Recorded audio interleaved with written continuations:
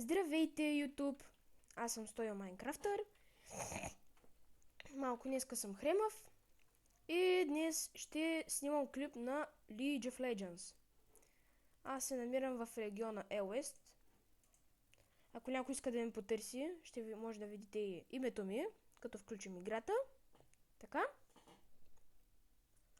За малко ще спра видеото. Така, вече си влезнах в акаунта. Ето го името ми, Стоян 2002.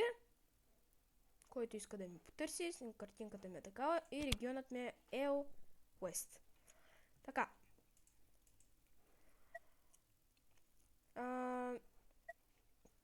Днеска ще играем соло. Нормал. Аз все пак съм малък левел. И така. Това е новините, най-новите. Това са, ако искате да гледате как играят хора ранкет. Това е шопа.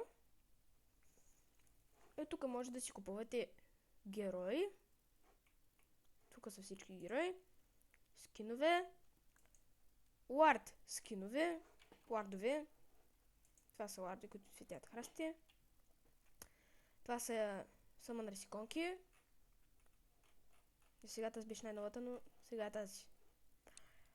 Така, руните. Руните подсилват атак демича ви, маната ви и си маджик резиста ви и такивата потийки.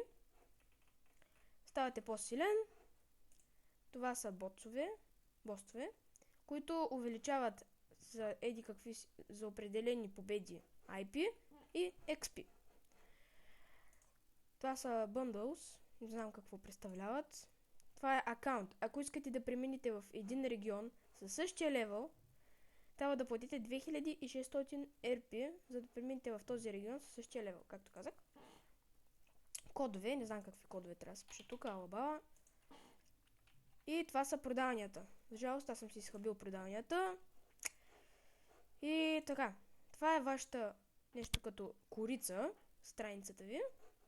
Това са мачки историята ви, профилът ви, лягочеса ви, шампионите ви, които имате и които са безплатни. Руните аз още няма да си купам, защото съм малък левел. Вече като стигна 20 ниво, тогава трябва да си купувам руни. Така, мастеритата, те също ви подсилват, правят ви по-силни. Това е мисля, че за атак демидж бяха. Аз използвам мастерита, но не съм много сигурен. Това е за съпортите. Това е за ултимейтовете. За хелта ли беше, не помня. Правите си, ако искате всичко на макс, за определен герой естествено. Например, ако играете с Z Attack Damage, да го подсилвате ability power му.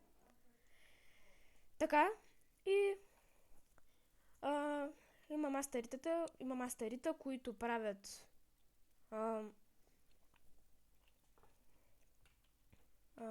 героя.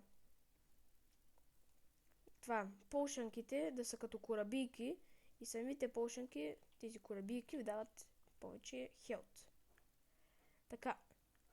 Така ви обясних какво представлява Лига. На следващото видео вече ще почнем игра. До скоро!